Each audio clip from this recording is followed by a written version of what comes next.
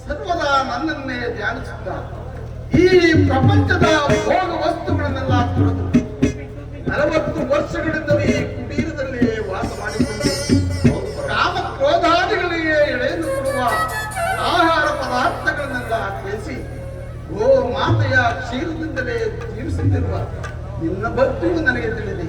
ಅದರಲ್ಲಿ ವಿದುರ ನನಗೆ ಬಹಳವಾಗಿ ಹೆಸರುವಾಗುತ್ತಿರುವುದು ಏನಾದರೂ ಆಹಾರ ಪರಮಾತ್ಮ ಸದಾ ನಿನ್ನ ಧ್ಯಾನದಲ್ಲೇ ನಿರತನಾಗಿರುವ ನನ್ನಲ್ಲಿ ಗೋಮಾತೆಯ ಕ್ಷೀರವಲ್ಲದೆ ಮತ್ತೇನು ಇಲ್ಲವಲ್ಲ. ಏನು ಗೋಮಾತೆಯ ಕ್ಷೀರವೇ? ಹೌದು ಪರಮಾತ್ಮ. ನನಗೆ ಬೇಕಾದ ಆಹಾರವೂ ಅದೇನಿದೆ. ಹಿಂದೆ ಕುಚೇಲನು ಬಹು ಪ್ರೀತಿಯಿಂದ ತಂದಿದ್ದ ಅವಲಕ್ಕಿಯ ಸಾರು ಇನ್ನೂ ನನ್ನ ನೆನಪಿನಲ್ಲಿರುವುದು. ಶಬರಿಯು ಭಕ್ತಿಯಿಂದ ಕಚ್ಚಿ ನೋಡಿ ಆಸೆ